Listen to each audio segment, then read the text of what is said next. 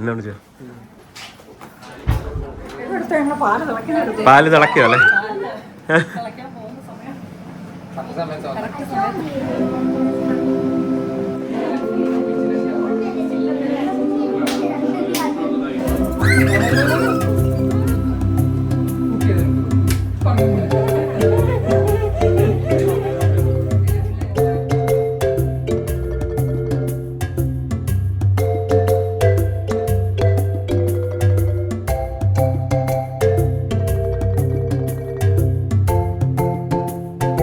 Congratulations.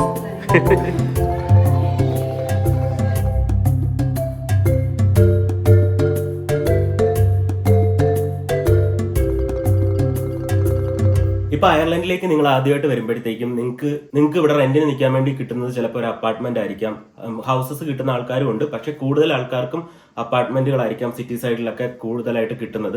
ഈ അപ്പാർട്ട്മെന്റുകൾ നമുക്ക് തരുന്നത് ഒന്നുകിൽ ഒരു ഏജൻസിയോ അല്ലെങ്കിൽ ഓപ്ഷണർ ത്രൂ ആയിരിക്കും നമുക്ക് തരുന്നത്. അപ്പൊ ഓപ്ഷണേഴ്സിന്റെ കയ്യിൽ അല്ലെങ്കിൽ ഏജൻസിയുടെ കയ്യിൽ ഇതുപോലെ ഒരുപാട് അപ്പാർട്ട്മെന്റുകൾ ഇങ്ങനെ റെന്റ് ഔട്ട് ചെയ്യാനായിട്ട് അവരുടെ കയ്യിൽ ഉണ്ടാവും. അപ്പം ചില സിറ്റുവേഷൻസിൽ നമ്മൾ ഇപ്പം ഫോർ എക്സാമ്പിൾ പറയുവാണെങ്കിൽ ഇപ്പൊ ഞാൻ നിൽക്കുന്ന അപ്പാർട്ട്മെന്റ് എന്റെ ഏജൻസി പറയുവാണ് ഞങ്ങൾ സെല്ലിന് ഇടുവാണ്. അപ്പം നിങ്ങൾക്ക് വാങ്ങാൻ നിങ്ങളിപ്പോ അവിടെ റെന്റിന് നിൽക്കുന്നത് കൊണ്ട് അവർ ചിലപ്പോൾ നമ്മളോട് തന്നെ ചോദിക്കാൻ ചാൻസ് ഉണ്ട്, നിങ്ങൾക്ക് ഈ വീട് അല്ലെങ്കിൽ നിങ്ങൾക്ക് ഈ അപ്പാർട്ട്മെന്റ് വാങ്ങാൻ താല്പര്യമുണ്ടോ? കാരണം വിത്തിൻ 2 മന്തിനുള്ളിൽ നമ്മളിത് റെന്റിൽ നിന്ന് മാറ്റിയിട്ട് നമ്മളത് സെല്ലിന് ഇടുവാണ്. കാരണം ഓണർ പറഞ്ഞേക്കുന്നത് ഇത് സെല്ല് ചെയ്ത് കൊടുക്കാനാണ് പറഞ്ഞേക്കുന്നത് എന്ന് പറഞ്ഞ് നമ്മളെ വിളിച്ച് ചോദിക്കാനുള്ള ചാൻസസ് വളരെ വളരെ കൂടുതലാണ്. കാരണം ഇവിടെ വീടുകൾക്ക് വില കൂടുന്നത് കൊണ്ട് പല അപ്പാർട്ട്മെന്റുകളും പല ഹൗസസുകളും റെന്റിങ് ഓപ്ഷനിൽ നിന്ന് മാറ്റിയിട്ട് അവർ വീട് വിൽക്കാനുള്ള ഓപ്ഷനിലേക്ക് തിരിയുകയാണ്. അപ്പം ഒരുപാട് അപ്പാർട്ട്മെന്റുകൾ അങ്ങനെ റെന്റ് ഓപ്ഷനിൽ നിന്ന് മാറ്റിയിട്ട് അവർ സെല്ല് ചെയ്ത് പൈസ എടുക്കാനായിട്ട് മാക്സിമം നോക്കുവാണ്. അപ്പൊ അങ്ങനെ നോക്കുന്ന സമയത്ത് നിങ്ങൾക്ക് ഓപ്ഷണറിന്റെ അടുത്തുനിന്ന് നല്ല രീതിയിൽ വളരെ ചീപ്പ് റേറ്റിന് അധികം ബാർഗെയിനും കാര്യങ്ങളോ ഒന്നും ഇല്ലാതെ തന്നെ നിങ്ങൾക്ക് ആ അപ്പാർട്ട്മെന്റുകൾ സ്വന്തമാക്കാൻ പറ്റും കേട്ടോ.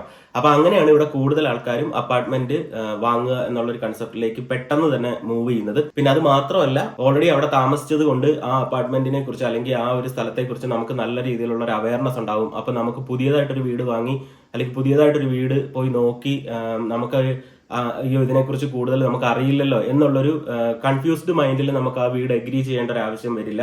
അപ്പൊ അങ്ങനെയൊക്കെയുള്ള ഒരുപാട് ഗുണങ്ങൾ ഉണ്ടായത് കൊണ്ടാണ് ശരിക്കും ഒരു അപ്പാർട്ട്മെന്റ് അധികം മെയിൻ്റനൻസും കാര്യങ്ങളും ഒന്നും ആഗ്രഹിക്കാത്ത ആൾക്കാരാണെന്നുണ്ടെങ്കിൽ അപ്പാർട്ട്മെന്റ് ഒരു നല്ലൊരു ചോയ്സസ് ആണ് കേട്ടോ. അപ്പൊ ഫ്രണ്ട്സ്, അയർലൻഡിൽ ഹൗസുകൾ വാങ്ങുന്നതിനെക്കാട്ടിയും കുറച്ചുകൂടെ ഡിഫറൻസ് ഉണ്ട് അപ്പാർട്ട്മെന്റുകൾ ഓൺ ചെയ്യുമ്പോൾ കേട്ടോ. സെയിലിനൊക്കെ പോകുമ്പോഴത്തേക്ക് നമുക്ക് ഇത് ഓൾറെഡി അറിയാമെങ്കിൽ കുറച്ചുകൂടെ ഈസി ആയിരിക്കും അപ്പാർട്ട്മെന്റുകൾ വാങ്ങാൻ ആഗ്രഹിക്കുന്നവർക്ക്. അപ്പൊ എല്ലാവർക്കും അറിയാം, ഒരു അപ്പാർട്ട്മെന്റ് വാങ്ങിയാലുള്ള ഗുണങ്ങളും ദോഷങ്ങളും അതുപോലെ ഒരു ഹൗസ് വാങ്ങിയാലുള്ള ഗുണങ്ങളും ദോഷങ്ങളും. അപ്പാർട്ട്മെന്റിന്റെ ഒരു ഗുണം എന്ന് വെച്ച് കഴിഞ്ഞാൽ അപ്പാർട്ട്മെന്റ് എപ്പോഴും നമ്മുടെ പബ്ലിക് ട്രാൻസ്പോർട്ടും അല്ലെങ്കിൽ ഏറ്റവും കൂടുതൽ എല്ലാ കാര്യങ്ങളും ആക്സസ് ചെയ്യാൻ പറ്റുന്ന ലൊക്കേഷൻ, പ്രൈം ലൊക്കേഷനുകളിലായിരിക്കും അപ്പാർട്ട്മെന്റുകൾ എപ്പോഴും ഉണ്ടാകുന്നത്. അപ്പം ഈസി ആയിട്ട് പബ്ലിക് ട്രാൻസ്പോർട്ട്, ഷോപ്പിംഗ്, അങ്ങനെയുള്ള പല കാര്യങ്ങളും നമുക്ക് അപ്പാർട്ട്മെന്റ് ഓൺ ചെയ്യുവാണെങ്കിൽ നമുക്ക് അതിന്റെ കൂട്ടത്തിൽ വളരെ നിയറസ്റ്റ് ആയിട്ട് തന്നെ നമുക്ക് കിട്ടും. പിന്നെ രണ്ടാമത്തെ അപ്പാർട്ട്മെന്റിന്റെ മേജർ പോസിറ്റീവ് സൈഡ് എന്താണെന്ന് വെച്ച് കഴിഞ്ഞാൽ അപ്പാർട്ട്മെന്റിൽ നമുക്ക് ലോ മെയിൻ്റനൻസ് ആണ്. എന്ന് വെച്ചാൽ നമുക്ക് ഔട്ട് സൈഡ് അങ്ങനെ മെയിൻറ്റെയിൻ ചെയ്യേണ്ട ആവശ്യമില്ല. എല്ലാ ബിൽഡിങ്ങുകളിലും ഔട്ട് സൈഡ് മെയിൻറ്റെയിൻ ചെയ്യാൻ വേണ്ടി അവരുടേതായിട്ടുള്ള ഒരു ആളുണ്ടാവും, അല്ലെങ്കിൽ അത് മെയിൻറ്റെയിൻ ചെയ്ത് കൊണ്ടുപോകാൻ വേണ്ടി ഒരു സിസ്റ്റം ഉണ്ടാവും.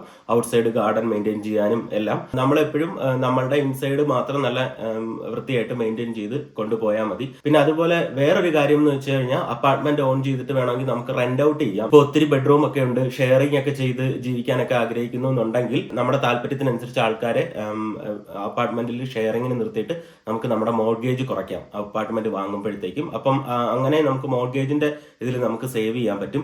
അപ്പൊ അങ്ങനെ കുറെ ഗുണങ്ങൾ അപ്പാർട്ട്മെന്റിന്റെ സൈഡിൽ നമ്മൾ നോക്കിക്കഴിഞ്ഞാൽ ഉണ്ട്. ഇപ്പൊ നമ്മളൊരു ഹൗസ് ആണ് വാങ്ങുന്നതെന്നുണ്ടെങ്കിൽ എല്ലാവർക്കും അറിയാം, നമ്മൾ ഹൗസ് എപ്പോഴും പല പല ലൊക്കേഷൻസിലായിരിക്കും നമ്മൾ നോക്കുന്നത്. നമ്മുടെ കൺവീനിയന്റിനനുസരിച്ച് നമുക്ക് ഇഷ്ടമുള്ള ലൊക്കേഷനുകളിൽ മാറ്റി ആയിരിക്കും നമ്മൾ വാങ്ങുന്നത്. അപ്പൊ അവിടെ പബ്ലിക് ട്രാൻസ്പോർട്ട് പ്രോപ്പറായിട്ട് കിട്ടണം എന്നില്ല. പിന്നെ ചില സ്ഥലത്ത് ഡ്രൈവ് ചെയ്ത് സ്കൂളിലൊക്കെ പോകേണ്ടി വരും, അല്ലെങ്കിൽ ഡ്രൈവ് ചെയ്ത് ഷോപ്പിങ്ങിന് പോകേണ്ടി വരും. അങ്ങനെയൊക്കെയുള്ള ഡിഫറൻസ് ഹൗസസിലുണ്ട്. അതുപോലെ തന്നെ സെമി ഡിറ്റാച്ച്ഡ് ഹൗസസ് വാങ്ങിയാലും ഈ പറഞ്ഞ പോലെ നമുക്ക് ഔട്ട് സൈഡ് കുറച്ചൊക്കെ ഗാർഡൻ നമ്മളൊക്കെ തന്നെ മെയിൻറ്റെയിൻ ചെയ്യേണ്ടി വരും. പിന്നെ അപ്പാർട്ട്മെന്റുകൾ വാങ്ങുമ്പോഴത്തേക്കും മെയിൻ ആയിട്ട് വേറൊരു ഗുണം എന്താന്ന് വെച്ച് കഴിഞ്ഞാൽ നമുക്ക് നോക്കുമ്പോഴത്തേക്കും അയർലൻഡിൽ ഇനി നമ്മൾ കണ്ടിന്യൂ ചെയ്യുന്നില്ല, നമ്മൾ നാട്ടിലേക്ക് പോവുകയാണ് എന്നൊക്കെ ഉള്ളൊരു തീരുമാനം ഉണ്ടെന്നുണ്ടെങ്കിൽ അപ്പാർട്ട്മെന്റ് നമുക്ക് പെട്ടെന്ന് തന്നെ റെന്റ് ഔട്ട് ചെയ്യാൻ പറ്റും. ഏജൻസിക്ക് കൊടുക്കുകയോ ഓപ്ഷനേഴ്സിന് കൊടുക്കുകയോ ചെയ്ത് കഴിഞ്ഞാൽ അവരത് റെന്റ് ചെയ്ത് അതിൽ നിന്നുള്ളൊരു വരുമാനം നമ്മുടെ നാട്ടിലേക്ക് അവർ സെൻഡ് ചെയ്യും. അപ്പൊ അപ്പാർട്ട്മെന്റ് ആകുമ്പോഴത്തേക്കും റെന്റിന് ഉദ്ദേശിക്കുന്ന ആൾക്കാർക്ക്, റെന്റിന് വരുന്ന ആൾക്കാർക്ക് ലോ മെയിൻ്റനൻസ് ആയതുകൊണ്ട് അപ്പാർട്ട്മെന്റ് പെട്ടെന്ന് തന്നെ റെന്റിന് പോകാൻ വളരെ വളരെ കൂടുതലാണ് കേട്ടോ. അപ്പാർട്ട്മെന്റിലെ ഹീറ്റിംഗ് ഭയങ്കര എഫക്റ്റീവ് ആണ്. കാരണം അപ്പുറവും ഇപ്പുറവും എല്ലാം അപ്പാർട്ട്മെന്റുകൾ ഉണ്ടായതുകൊണ്ട് ഡയറക്റ്റ് നമ്മൾ തണുപ്പിലേക്ക് എക്സ്പോസ് ആവുന്നില്ല അപ്പാർട്ട്മെന്റിന്റെ വാൾസുകൾ. അപ്പം സൈഡിലുള്ള അപ്പാർട്ട്മെന്റിന്റെ 2 സൈഡിലുള്ള റൂമുകൾ ഒഴിച്ചാൽ നടുക്കൊക്കെ ഉള്ള അപ്പാർട്ട്മെന്റുകളൊക്കെ ആണെന്നുണ്ടെങ്കിൽ അപ്പുറത്തെ വീടിന്റെ ഹീറ്റും ഇപ്പുറത്തെ വീടിന്റെ ഹീറ്റും, അതുപോലെ മുകളിലാണെങ്കിൽ അപ്സ്റ്റെയറിലാണ് അപ്പാർട്ട്മെന്റെങ്കിൽ താഴെ നിന്നുള്ള ആ വീടിന്റെ ഹീറ്റും എല്ലാം ആകുമ്പോഴത്തേക്കും ആ അപ്പാർട്ട്മെന്റിന്റെ ചുറ്റുമുള്ള ഭിത്തികൾ ഭയങ്കരമായിട്ട് ഹീറ്റായിട്ട് നിൽക്കുമായിരിക്കും. അപ്പൊ നമുക്ക് അധികം വിന്ററിനൊക്കെ ആണെങ്കിൽ അധികം ഹീറ്റ് ഇട്ട് വീട് ഹീറ്റ് ചെയ്യേണ്ട ആവശ്യമില്ല. അപ്പൊ അങ്ങനെ ഹീറ്റിംഗ് കുറച്ചുകൂടെ എഫക്റ്റീവ് ആണ് അപ്പാർട്ട്മെന്റുകളിൽ. അതുപോലെ കുറച്ചുകൂടെ ഹീറ്റിംഗ് ബില്ല് കുറവായിരിക്കും അപ്പാർട്ട്മെന്റുകളിൽ കേട്ടോ. പിന്നെ നമുക്ക് ലോജിക്കലി ചിന്തിച്ചാൽ തന്നെ അറിയാം അപ്പാർട്ട്മെന്റിന്റെ ഒരു ഡൗൺ സൈഡ് ഉണ്ട്. അതെന്താന്ന് വെച്ച് കഴിഞ്ഞാൽ അപ്പാർട്ട്മെന്റിന് എപ്പോഴും പ്രൈവസി ഭയങ്കര കുറവായിരിക്കും. കാരണം അപ്പുറം ഇപ്പുറമൊക്കെ നമുക്ക് പുറത്തൊക്കെ ഇറങ്ങി ഇന്ന് പെട്ടെന്ന് ഭയങ്കര ഒരു ലൗഡ് നോയിസോ അങ്ങനെയൊന്നും കാര്യങ്ങളൊന്നും നമുക്ക് ചെയ്യാൻ പറ്റത്തില്ല. പ്രൈവസി ഒരു കൺസേൺ ആയിരിക്കും. കാരണം നമുക്ക് ചുറ്റും എല്ലാ ആൾക്കാരുണ്ടായത് കൊണ്ട് നമുക്ക് പുറത്ത് ഇറങ്ങി എന്തെങ്കിലും നമ്മുടെ ഇഷ്ടത്തിനനുസരിച്ച് നമുക്ക് എന്തെങ്കിലും ചെയ്യാനോ അങ്ങനെയുള്ള കാര്യങ്ങളൊക്കെ ബുദ്ധിമുട്ടായിരിക്കും. ഇപ്പൊ ഞങ്ങൾ ഇവിടെ വന്നപ്പോഴും ആദ്യം ഞങ്ങൾ റെന്റ് ഔട്ട് ചെയ്തത്, ഞങ്ങൾ റെന്റിന് നിന്നത് ഒരു അപ്പാർട്ട്മെന്റിലായിരുന്നു. അപ്പൊ അപ്പുറം ഇപ്പുറമൊക്കെ ഉള്ള നൈബേഴ്സിനെ കൂടെ നമ്മൾ നല്ല രീതിയിൽ കൺസിഡർ ചെയ്യണം. അപ്പാർട്ട്മെന്റിന്റെ അപ്പുറം ഇപ്പുറമൊക്കെ ഉള്ളവർക്ക് ബുദ്ധിമുട്ടാവോ, എന്തെങ്കിലും ഇപ്പൊ TV വെച്ചാൽ തന്നെ നമുക്ക് അപ്പുറത്തെ ഒരു സൗണ്ടിന് പുറത്തോട്ട് നമ്മൾ വെക്കുമ്പോഴത്തേക്കും നമ്മൾ കൺസേൺ ആയിരിക്കും അപ്പുറത്തുള്ളവർക്ക് അത് ഡിസ്റ്റർബൻസ് ആവോ ഇല്ലയോ എന്നുള്ളത്.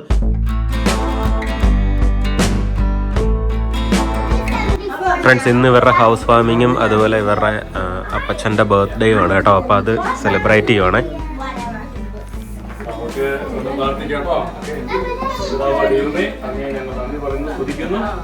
പ്രത്യേകിച്ച് പ്രിയപ്പെട്ട അപ്പച്ചൻ്റെ ജന്മദിനം നമുക്ക് ദൈവമാണ് ആയുസ്സും ജീവനും ആരോഗ്യവും നൽകുന്നത്. ഞങ്ങൾ എല്ലാവരുടെയും സ്നേഹവും പ്രാർത്ഥനയും ആശംസവും നേരുകയാണ്. Happy birthday to you. Happy birthday to you, Appachan. Happy birthday to you. May God bless you.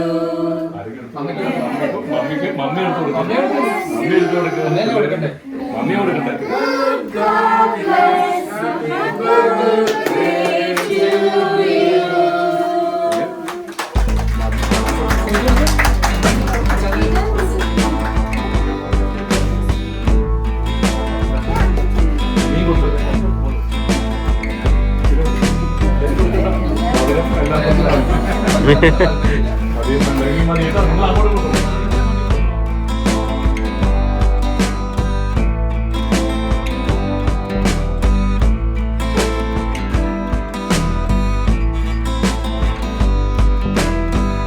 ഇനിയിപ്പോൾ നമ്മൾ അപ്പാർട്ട്മെന്റ് വാങ്ങാൻ പോകുമ്പോഴത്തേക്കും നമ്മൾ ശ്രദ്ധിക്കേണ്ട കുറച്ച് കാര്യങ്ങളാണ് പറയാനുള്ളത്. അതിപ്പോൾ അപ്പാർട്ട്മെന്റ് വാങ്ങിയ ആൾക്കാർക്കെല്ലാം അത് അറിയാം. പക്ഷേ ഇത് അറിയാത്ത ആൾക്കാർക്ക് വേണ്ടി ഒന്ന് മനസ്സിലാക്കി വെക്കാനാണ് ഞാൻ പറയുന്നത്. ഇപ്പോൾ ഒന്നാമത്തെ കാര്യം എന്താണെന്ന് വെച്ച് കഴിഞ്ഞാൽ, ഇപ്പോൾ അപ്പാർട്ട്മെന്റ് വാങ്ങുമ്പോൾ നമുക്ക് കിട്ടുന്ന ആ ഒരു രജിസ്ട്രേഷൻ എന്താണെന്ന് വെച്ച് കഴിഞ്ഞാൽ, ഇതിൽ പറയുന്നത് the title to an apartment is always leasehold unlike the freehold title of a house. എന്ന് വെച്ച് കഴിഞ്ഞാൽ അപ്പാർട്ട്മെന്റ് നമുക്ക് എപ്പോഴും ഒരു ലീസ് ഹോൾഡ് എന്നുള്ളൊരു കാറ്റഗറിയിലാണ് നമുക്ക് രജിസ്ട്രേഷൻ ചെയ്ത് കിട്ടുന്നത്. അത് ഏകദേശം 999 വർഷത്തേക്കാണ് ലീസ് ഹോൾഡ് നമുക്ക് സ്വന്തമായിട്ട് കിട്ടുന്നത്. അത് കഴിയുമ്പോഴത്തേക്കും ആ ലീസ് ഹോൾഡ് 999 വർഷം കഴിയുമ്പോഴത്തേക്കും അപ്പാർട്ട്മെന്റ് അതിന്റെ ലാൻഡ് ലോഡ് ആരാന്ന് വെച്ച് കഴിഞ്ഞാൽ അയാളിലേക്ക് തിരിച്ച് പോകും എന്നാണ് പറയുന്നത്. അപ്പൊ നമ്മൾ റീ രജിസ്റ്റർ ചെയ്യണം എന്ന് തോന്നുന്നു കേട്ടോ. അങ്ങനെയാണ് അതിന്റെ ഇത്. അപ്പം അത് സോളിസിറ്ററിന്റെ അടുത്ത് പോകുമ്പോഴത്തേക്കും ബയർ ആണെന്നുണ്ടെങ്കിൽ നമ്മൾ സോളിസിറ്ററിന്റെ അടുത്ത് കറക്റ്റ് ആയിട്ട് കൺഫേം ചെയ്ത് ചോദിക്കണം, ഇത് ലീസ് ഹോൾഡ് ആണോ ഫ്രീ ഹോൾഡ് ആണോ എന്ന്. ഇപ്പം ഹൗസിന്റെ കാറ്റഗറി ആണെന്നുണ്ടെങ്കിൽ നമുക്ക് ഹൗസ് എപ്പോഴും ഫ്രീ ഹോൾഡ് ആയിരിക്കും. ഇതുപോലെ ഒരു ലീസ് ഇതല്ല. ഇപ്പൊ ദുബായിലൊക്കെ ഞാൻ കേട്ടിട്ടുണ്ട്, ദുബായിലൊക്കെ ഒരു അപ്പാർട്ട്മെന്റ് നമ്മൾ ഓൺ ചെയ്യുമ്പോഴത്തേക്കും 999 വർഷത്തേക്കാണ് അത് നമുക്ക് ലീസ് ഹോൾഡ് ആയിട്ട് കിട്ടുന്നത്. അത് കഴിയുമ്പോഴത്തേക്കും നമ്മളത് റീ രജിസ്റ്റർ ചെയ്യണം എന്നാണ് പറയുന്നത്. അപ്പം അതുപോലെ തന്നെയാണ് അയർലൻഡിലും പറഞ്ഞേക്കുന്നത് കേട്ടോ. ഇനിയിപ്പോ രണ്ടാമത്തെ കേസസ് എന്താണെന്ന് വെച്ച് കഴിഞ്ഞാൽ, അപ്പാർട്ട്മെന്റ് വാങ്ങുമ്പോഴത്തേക്കും നമുക്ക് കോമൺ ഏരിയാസ് ഉണ്ടാവും, ഷെയർഡ് ആയിട്ടുള്ള ഏരിയാസ് ഉണ്ടാവും. ഫോർ എക്സാമ്പിൾ പറയുകയാണെങ്കിൽ ഇപ്പൊ ചില അപ്പാർട്ട്മെന്റുകളൊക്കെ കണ്ടിട്ടുണ്ടാവും, നമ്മൾ കയറുമ്പോഴത്തേക്കും ഒരു മെയിൻ ഹോൾ ആയിരിക്കും, പിന്നെ അവിടെ നിന്നാണ് പലയിടത്തോട്ടും നമ്മളിങ്ങനെ ഇത് ചെയ്ത് പോകുന്നത്. അപ്പൊ എല്ലാ ആൾക്കാരും അപ്പാർട്ട്മെന്റിൽ താമസിക്കുന്ന എല്ലാ ആൾക്കാരും ആ കോമൺ ഏരിയ വന്ന് ഷെയർ ചെയ്തിട്ടാണ് ഇറങ്ങി പോകുന്നതൊക്കെ. അങ്ങനെയുള്ള അപ്പാർട്ട്മെന്റുകളുണ്ട്. പിന്നെ ചില അപ്പാർട്ട്മെന്റുകൾ എന്ന് വെച്ച് കഴിഞ്ഞാൽ അങ്ങനെ ആയിരിക്കത്തില്ല, ഫ്രണ്ടിലോട്ട് തന്നെ ഇറങ്ങാൻ പറ്റും. ഇപ്പൊ ഞങ്ങൾ വന്നിട്ട് നമ്മൾ റൂമിൽ നിന്നിരുന്ന അപ്പാർട്ട്മെന്റ് എന്ന് വെച്ച് കഴിഞ്ഞാൽ അവർക്ക് ഇൻഡിവിജ്വൽ ഡോർസ് ആയിരുന്നു. അപ്പൊ ഡോറ് തുറന്ന് നമുക്ക് പുറത്തേക്ക് തന്നെ കാർ പാർക്കിലേക്ക് തന്നെ ഇറങ്ങാൻ പറ്റുന്ന രീതിയിലുള്ള അപ്പാർട്ട്മെന്റ് ആണ്. എന്നാലും നമ്മൾ ഷെയർഡ് ആയിട്ടുള്ള സ്പേസ് ആയിരുന്നു ബാക്ക് യാർഡിൽ ഉണ്ടായിരുന്നത്. അതുപോലെ ചില സ്ഥലങ്ങളിൽ നമുക്കിപ്പോൾ ജിം ഉണ്ടെന്നുണ്ടെങ്കിൽ, അപ്പാർട്ട്മെന്റിന് മുകളിൽ ജിം ഉണ്ടെന്നുണ്ടെങ്കിൽ അത് ചിലപ്പോൾ ഷെയർഡ് ആയിരിക്കും. അതുപോലെ ഗാർഡൻ ഫ്രണ്ടിലത്തെ ഡ്രൈവേ അങ്ങനെ എന്തെങ്കിലും ഒക്കെ ഉണ്ടെന്നുണ്ടെങ്കിൽ അത് ഷെയർഡ് ആയിരിക്കും.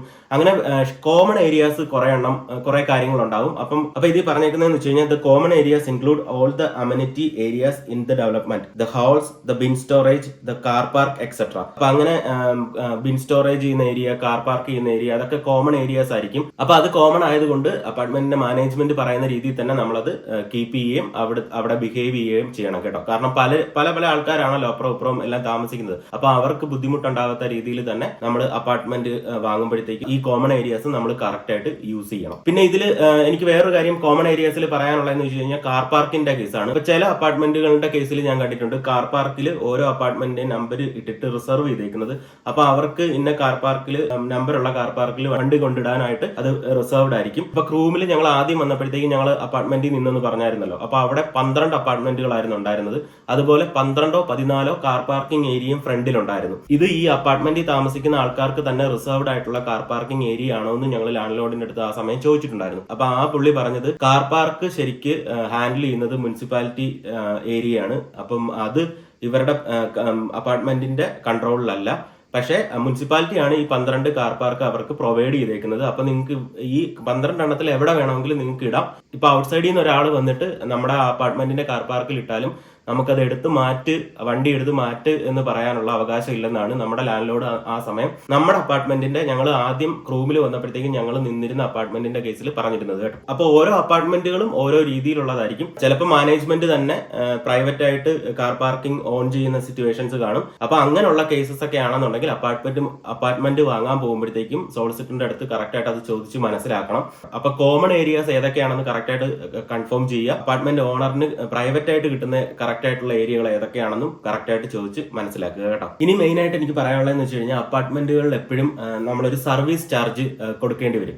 അപ്പൊ അപ്പാർട്ട്മെന്റ് മെയിൻറ്റെയിൻ ചെയ്യാൻ ഇപ്പൊ ഞാൻ ഈ പറഞ്ഞ പോലെ തന്നെ അപ്പാർട്ട്മെന്റിന്റെ കോമൺ ഏരിയാസ് മെയിൻറ്റെയിൻ ചെയ്യാനാണ് ഈ സർവീസ് ചാർജ് അവരെപ്പോഴും അപ്പാർട്ട്മെന്റ് ഓണേഴ്സിന്റെ കയ്യിൽ നിന്ന് പിരിക്കുന്നത്. അപ്പൊ നമ്മൾ അപ്പാർട്ട്മെന്റ് വാങ്ങാൻ പോകുമ്പോൾ സോളിസിറ്റർ എന്തായാലും അത് പറഞ്ഞു തരും, നിങ്ങളുടെ അപ്പാർട്ട്മെന്റിന്റെ സർവീസ് ചാർജ് എത്രയാണ്. അപ്പൊ നമ്മൾ ചോദിച്ച് മനസ്സിലാക്കുക, ഇത് മന്ത്ലി ആണോ പേ ചെയ്യുന്നത് അതോ ആനുവലി ആണോ പേ ചെയ്യുന്നത്. ഇപ്പോൾ ഒരു എസ്റ്റേറ്റിലുള്ള ഒരു വീട് വാങ്ങിയാലും ചിലപ്പോൾ സർവീസ് ചാർജ് അവിടെയും ഉണ്ടാവാൻ ചാൻസ് ഉണ്ട്. കാരണം എസ്റ്റേറ്റിലുള്ള വീടുകളാണെങ്കിലും കോമൺ ആയിട്ടുള്ള ഗാർഡൻ ഏരിയാസ് ഉണ്ടാവും. അതുപോലെ ഡ്രൈവേയിൽ പുല്ലുകളും കാര്യങ്ങളും ക്ലീൻ ചെയ്യാനുള്ള കാര്യങ്ങളും അങ്ങനെയൊക്കെ ഉള്ളതൊക്കെ ഉണ്ടാവും. അപ്പൊ അതൊക്കെ കൊണ്ടുപോകാൻ വേണ്ടി, അതൊക്കെ പ്രോപ്പറായിട്ട് നടന്നു പോകാൻ വേണ്ടി അവരൊരു സർവീസ് ചാർജ് അവിടെ നിന്നുള്ള ഹൗസ് ഓണേഴ്സിന്റെ കയ്യിൽ നിന്നെല്ലാം വാങ്ങുന്ന രീതിയിലാണ് അറേഞ്ച് ചെയ്ത് വെച്ചേക്കുന്നത്. അപ്പൊ ആ സർവീസ് ചാർജ് എത്രയാണെന്നും ആനുവലി അത് എത്ര വരുമെന്നും എങ്ങനെയാണ് അത് പേ ചെയ്യുന്നതെന്നും എല്ലാം നിങ്ങൾ അപ്പാർട്ട്മെന്റ് വാങ്ങാൻ പോകുമ്പോഴത്തേക്കും സോളിസിറ്ററിന്റെ അടുത്ത് കറക്റ്റ് ആയിട്ട് ചോദിച്ച് മനസ്സിലാക്കുക. അത് സോളിസിറ്റർ ഓൾറെഡി നിങ്ങൾക്ക് പറഞ്ഞു തരികയും ചെയ്യും കേട്ടോ.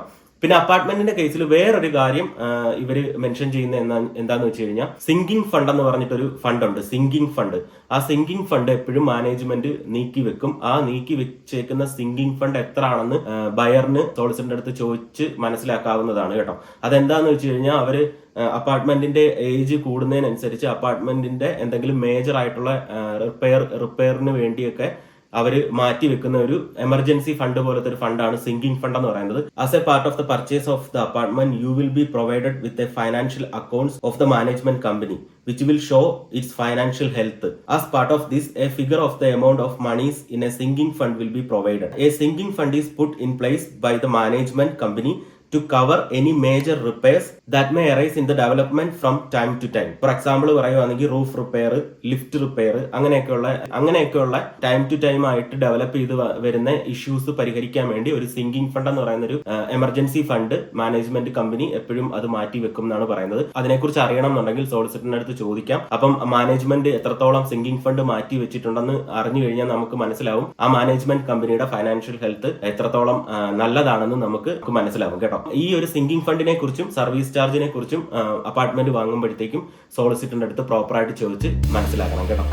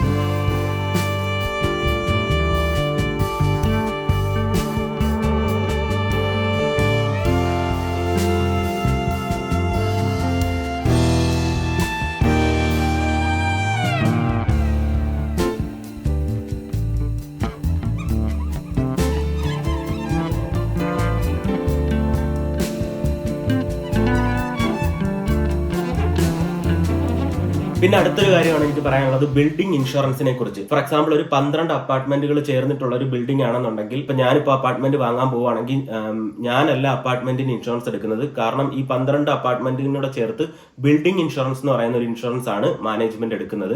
അപ്പൊ നമുക്ക് എടുക്കാൻ പറ്റുന്ന ഒരു കാര്യം എന്ന് വെച്ചാൽ നമുക്ക് വീടിനകത്തുള്ള അല്ലെങ്കിൽ അപ്പാർട്ട്മെന്റിനകത്തുള്ള കണ്ടന്റ് ഇൻഷുറൻസ് വേണം നമ്മൾ എടുക്കാൻ. എന്ന് വെച്ച് കഴിഞ്ഞാൽ ഞങ്ങൾ റൂമിൽ നിന്നിരുന്ന സമയത്ത് ഞങ്ങൾ കണ്ടന്റ് ഇൻഷുറൻസ് എടുത്തിട്ടുണ്ടായിരുന്നു. കാരണം കള്ളൻ കയറിയാലോ അല്ലെങ്കിൽ ആരെങ്കിലും അപ്പാർട്ട്മെന്റ് ബ്രേക്ക് ചെയ്ത് അകത്ത് കയറിയാലോ നമ്മുടെ സാധനങ്ങൾക്കാണ് നമ്മൾ മെയിനായിട്ട് ഇൻഷുറൻസ് എടുക്കുന്നത്. അത് വളരെ ചെറിയൊരു എമൗണ്ട് ആണ് അപ്പാർട്ട്മെന്റിന്റെ കേസിൽ. അത് നല്ലൊരു കാര്യമാണ്. കാരണം അപ്പാർട്ട്മെന്റിന്റെ കണ്ടന്റ് ഇൻഷുറൻസ് എടുക്കാൻ വേണ്ടി നമുക്ക് ചെറിയൊരു എമൗണ്ടേ നമുക്ക് പോകത്തുള്ളൂ. പിന്നെ ബിൽഡിംഗ് ഇൻഷുറൻസ് എന്താന്ന് വെച്ച് കഴിഞ്ഞാൽ മാനേജ്മെന്റ് ഈ ഓൾ ബിൽഡിങ്ങിന് വേണ്ടിയുള്ള ഒരു ഇൻഷുറൻസ് ആണ് എടുക്കുന്നത്. If you buy a leasehold apartment, the apartment development will have what is known as block insurance. The policy will be held by the management company of the building and will cover the entire development against things like fire, flood or storm damage. അതെല്ലാം cover ചെയ്യാൻ വേണ്ടിയുള്ള entire ഡെവലപ്മെന്റിന് വേണ്ടിയുള്ള ഒരു block insurance ആണ് management എടുത്ത് അവർ hold ചെയ്തേക്കുന്നത് കേട്ടോ. എന്ന് വെച്ച് കഴിഞ്ഞാൽ നമ്മൾ കൊടുക്കുന്ന ഈ സർവീസ് ചാർജിനുള്ളിൽ ഈ കോമൺ ഏരിയ മെയിൻറ്റെയിൻ ചെയ്യാനുള്ള തുകയും അതുപോലെ ഈ ബ്ലോക്ക് ഇൻഷുറൻസിലേക്കുള്ള കോൺട്രിബ്യൂഷനുള്ള തുകയും കൂടെ ചേർത്തിട്ടായിരിക്കും മാനേജ്മെന്റ് കമ്പനി സാധാരണ സർവീസ് ചാർജ് ഈടാക്കുന്നത് കേട്ടോ. പിന്നെ ഇതിൽ എടുത്തു പറയേണ്ട വേറൊരു പോസിറ്റീവ് സൈഡ് എന്താണെന്ന് വെച്ച് കഴിഞ്ഞാൽ ഓഫ് കോഴ്സ് ഇപ്പോഴത്തെ റേറ്റിൽ ഒരു ഹൗസ് സിറ്റിയിൽ വാങ്ങുന്നതിനെക്കാട്ടി അല്ലെങ്കിൽ ഒരു സെമി ഡിറ്റാച്ച്ഡ് ഹൗസ് വാങ്ങുന്നതിനെക്കാട്ടിയും ഫാർ പ്രൈസ് കുറവായിരിക്കും നമ്മളൊരു അപ്പാർട്ട്മെന്റ് ഓൺ ചെയ്യുമ്പോഴത്തേക്കും. കാരണം നല്ല സിറ്റിയിലൊക്കെ ആണെന്നുണ്ടെങ്കിൽ നല്ല രീതിയിൽ പുതിയ വീടുകൾക്കും പുതിയ ഹൗസസ് അല്ലെങ്കിൽ സെക്കൻഡ് ഹാൻഡ് ഹൗസസ് ആണെങ്കിൽ പോലും സെമി ഡിറ്റാച്ച്ഡ് ആണെങ്കിലും ടെറസ് ഹൗസ് ആണെങ്കിൽ പോലും നല്ല രീതിയിലാണ് അതിന് പ്രൈസ് ഉയർന്നു പോയിക്കൊണ്ടിരിക്കുന്നത്. പക്ഷെ അപ്പാർട്ട്മെന്റിന്റെ കേസ് പറയുമ്പോഴത്തേക്കും നമുക്ക് അധികം പൈസ മുടക്കണ്ട എന്നുണ്ടെങ്കിൽ അപ്പാർട്ട്മെന്റ് വളരെ ബെസ്റ്റ് ചോയ്സ് ആണ്. പിന്നെ നല്ലൊരു സ്മാർട്ട് ആയിട്ടുള്ള ഒരു ഇൻവെസ്റ്റ്മെന്റും കൂടിയാണ്. കാരണം നമുക്ക് വേണമെന്നുണ്ടെങ്കിൽ ഭാവിയിൽ ഇവിടെ നിൽക്കേണ്ട അല്ലെങ്കിൽ അപ്പാർട്ട്മെന്റ് റെന്റ് ഔട്ട് ചെയ്ത് വേറൊരു വീട് വാങ്ങാനൊക്കെ ഒരു ഐഡിയ ഉണ്ടെന്നുണ്ടെങ്കിൽ അപ്പാർട്ട്മെന്റ് നമുക്ക് ഈസി ആയിട്ട് നമുക്ക് സിറ്റി സെന്ററുകളിലൊക്കെ ആണെങ്കിൽ റെന്റ് ഔട്ട് ചെയ്യാൻ പറ്റും. പിന്നെ 2-3 കാര്യം കൂടെ ഞാനൊന്ന് മെൻഷൻ ചെയ്തേക്കാം. കാരണം ഓരോ അപ്പാർട്ട്മെന്റിന്റെ കേസിലും അത് ചിലപ്പോൾ മാറാൻ ചാൻസ് ഉണ്ട്. ഇപ്പൊ അപ്പുറം ഇപ്പുറം ഉള്ള നൈബേഴ്സിന് ഡിസ്റ്റർബൻസ് ഉണ്ടാക്കാൻ ചാൻസ് ഉണ്ടായതുകൊണ്ട് പെറ്റ്സുകൾ ചില അപ്പാർട്ട്മെന്റുകളിൽ അവോയ്ഡ് ചെയ്തേക്കും. അപ്പം ചില അപ്പാർട്ട്മെന്റുകളുടെ റൂളിൽ നോ പെറ്റ്സ് അലൗഡ് ആയിരിക്കും. പിന്നെ രണ്ടാമത്തെ കേസ് ഒരു കാർ പാർക്കിങ്ങിന്റെ കേസ് വരുമ്പോഴത്തേക്കും നമ്മൾ ഇപ്പോഴത്തേക്കും ഒരു ഇലക്ട്രിക് വണ്ടിയാണ് എടുക്കുന്നതെന്നുണ്ടെങ്കിൽ ഇലക്ട്രിക് പോയിന്റുകൾ ഉണ്ടാവണം എന്നില്ല ഇലക്ട്രിക് വണ്ടികൾ ചാർജ് ചെയ്യാൻ വേണ്ടി. അപ്പം അത് മാനേജ്മെന്റിനോട് ഇപ്പൊ ഇലക്ട്രിക് പോയിന്റ് സ്ഥാപിക്കണമെന്നുണ്ടെങ്കിൽ ഒരു ഇലക്ട്രിക് വണ്ടി ചാർജ് ചെയ്യാനുള്ള പോയിന്റ് സ്ഥാപിക്കണമെന്നുണ്ടെങ്കിൽ അത് മാനേജ്മെന്റ് കമ്പനികളോട് കറക്റ്റ് ആയിട്ട് സംസാരിക്കുകയും അല്ലെങ്കിൽ അത് അവർ ത്രൂ ആണ് എനിക്ക് തോന്നുന്നു ചെയ്യേണ്ടി വരുന്നത്. അപ്പം അതെല്ലാം നിങ്ങൾക്ക് സോളിസിറ്ററിന്റെ അടുത്ത് പോകുമ്പോഴത്തേക്കും അപ്പാർട്ട്മെന്റ് വാങ്ങുന്ന സമയം സോളിസിറ്ററിന്റെ അടുത്ത് പോകുമ്പോഴത്തേക്കും നമുക്ക് ചോദിച്ച് മനസ്സിലാക്കാവുന്നതാണ്. അപ്പൊ ഫ്രണ്ട്സ്, ഇതൊക്കെയാണ് ഒരു അപ്പാർട്ട്മെന്റ് വാങ്ങുമ്പോഴത്തേക്കും നമ്മൾ അയർലൻഡിൽ മെയിൻ ആയിട്ട് സോളിസിറ്ററിന്റെ അടുത്ത് ചോദിച്ച് മനസ്സിലാക്കേണ്ടതും അതുപോലെ നിങ്ങൾ മനസ്സിൽ കരുതി വെക്കേണ്ട പോയിന്റ്സുകളും എല്ലാം കേട്ടോ. അപ്പൊ അത് എന്റേതായിട്ടുള്ള രീതിയിൽ ഞാൻ പറഞ്ഞ് ജസ്റ്റ് ഒന്ന് ബ്രീഫ് ചെയ്ത് പോയതാണ്. അപ്പൊ നിങ്ങൾക്ക് നിങ്ങളുടെ സൈഡിൽ നിന്ന് റിസർച്ച് നടത്താം. നിങ്ങളുടെ ലൈഫ് സ്റ്റൈലിനെ ബേസ് ചെയ്താണ് നിങ്ങൾക്ക് ഏത് രീതിയിലുള്ള ഹൗസസ് ഇവിടെ വാങ്ങണം എന്ന് നമ്മൾ ആദ്യം തീരുമാനിക്കേണ്ടത്. നിങ്ങൾ നല്ല രീതിയിൽ ഔട്ട്സൈഡൊക്കെ ഇറങ്ങി മെയിൻ്റനൻസ് ഒക്കെ ചെയ്യാൻ ഞങ്ങൾക്ക് ഓക്കെ ആണ് എന്നൊക്കെയുള്ളൊരു ഫാമിലിയാണ്, അങ്ങനെയൊക്കെയുള്ളൊരു ഫാമിലി ആണെന്നുണ്ടെങ്കിൽ ഓഫ് കോഴ്സ് നിങ്ങളൊരു ഹൗസ് ചൂസ് ചെയ്യുക. അതല്ല മെയിൻ്റനൻസ് ഫ്രീ ആയിട്ട് പീസ് ഓഫ് മൈൻഡ് എന്നുള്ള രീതിയിൽ എന്ന് വെച്ച് കഴിഞ്ഞാൽ നമുക്ക് അധികം മെയിൻ്റനൻസ് ഒന്നും ചെയ്യേണ്ട, ജസ്റ്റ് അപ്പാർട്ട്മെന്റുകൾ ഞങ്ങൾക്ക് ഓക്കെ ആണ് എന്ന രീതിയിൽ ചിന്തിക്കുന്നവരും ഒരുപാട് പേരുണ്ട്. അപ്പൊ അങ്ങനെയുള്ളവർക്ക് അവരുടെ ആ ഒരു ലൈഫ് സ്റ്റൈൽ ഓക്കെ ആണെന്നുണ്ടെങ്കിൽ അങ്ങനെയും നമുക്ക് ചൂസ് ചെയ്യാം. രണ്ടിനും ഇവിടെ ഒരുപാട് ഓപ്ഷൻസുകളുണ്ട്. പിന്നെ അപ്പാർട്ട്മെന്റ് കമ്പാരിറ്റീവ്ലി ഞാൻ ഈ പറഞ്ഞതുപോലെ ഹൗസ് വെച്ച് നോക്കുമ്പോഴത്തേക്കും കുറച്ച് ലോ പ്രൈസിൽ നമുക്ക് കിട്ടും. അതും സിറ്റി സെന്ററുകളിൽ കിട്ടും കേട്ടോ. സിറ്റി സെന്ററുകളിൽ നമ്മൾ ഈ സെമി ഡിറ്റാച്ച്ഡ് അല്ലെങ്കിൽ ഒരു ടെറസ് ഹൗസിന് തന്നെ നല്ലൊരു എമൗണ്ട് നമ്മൾ പേ ചെയ്യുമ്പോഴത്തേക്കും അപ്പാർട്ട്മെന്റുകൾക്ക് കമ്പാരിറ്റീവ്ലി അതിനെക്കാട്ടിയും കുറച്ചുകൂടെ ലോ എമൗണ്ട് നമ്മൾ പേ ചെയ്താൽ മതി. പിന്നെ കുറച്ചുകൂടെ ഡിറ്റാച്ച്ഡ് ഹൗസസ് അങ്ങനെയൊക്കെ ഉള്ളത് പോകുമ്പോഴത്തേക്കും സിറ്റിയുടെ സെന്ററിലോട്ടൊന്നും ചിലപ്പം നമ്മൾ വിചാരിക്കുന്ന പ്രൈസിനൊന്നും നമുക്ക് ഡിറ്റാച്ച്ഡ് ഹൗസ് ഒന്നും കിട്ടിയെന്ന് വരില്ല. അപ്പം എല്ലാം നമ്മുടെ ലൈഫ് സ്റ്റൈലിനെ ബേസ് ചെയ്ത് നമ്മൾ എടുക്കുന്ന ചോയ്സസ് ആണ്. ഇപ്പൊ ഏത് ഹൗസ് ആണെങ്കിലും എവിടെയാണെങ്കിലും നമ്മുടെ ലൈഫ് സ്റ്റൈലും നമ്മുടെ ആറ്റിറ്റ്യൂഡും അല്ലെങ്കിൽ നമ്മൾ എങ്ങനെ സന്തോഷത്തോടെ നമ്മൾ എൻജോയ് ചെയ്യുന്നു ഇതൊക്കെ ബേസ് ചെയ്തിട്ടാണ് നമ്മുടെ ലൈഫ് പോകുന്നത്. അപ്പൊ ഇതുപോലുള്ള ഒരുപാട് ഹൗസിന്റെ ചോയ്സസ് നിങ്ങൾ വീട് വാങ്ങുമ്പോഴത്തേക്കും റഫർ ചെയ്യുക, അതുപോലെ കൺസിഡർ ചെയ്യുക. എന്നിട്ട് ഏതാണ് നിങ്ങൾക്ക് ബെസ്റ്റ് ആയിട്ട് സ്യൂട്ട് ആവുന്നത് അത് നിങ്ങൾ ചൂസ് ചെയ്യുക കേട്ടോ. അപ്പൊ പുതിയതായിട്ട് ഞങ്ങളുടെ ചാനൽ കാണുന്ന ആൾക്കാരാണെന്നുണ്ടെങ്കിൽ സബ്സ്ക്രൈബ് ചെയ്യുക. അപ്പൊ ഇനിയും ഇതുപോലെ നല്ല കിടിലം വീഡിയോ ആയിട്ട് ഞങ്ങൾ വീണ്ടും വരും. ഞങ്ങളുടെ ലൈഫ് സ്റ്റൈൽ വീഡിയോസ് ഉണ്ടാവും, അതുപോലെ ഇൻഫോർമേഷൻസ് ഞാൻ മനസ്സിലാക്കുന്ന ഇൻഫോർമേഷൻസ് എന്തായാലും ഞാൻ ഷെയർ ചെയ്യും. അപ്പൊ അടുത്ത കിടിലം വീഡിയോ ആയിട്ട് കാണാം. Bye bye.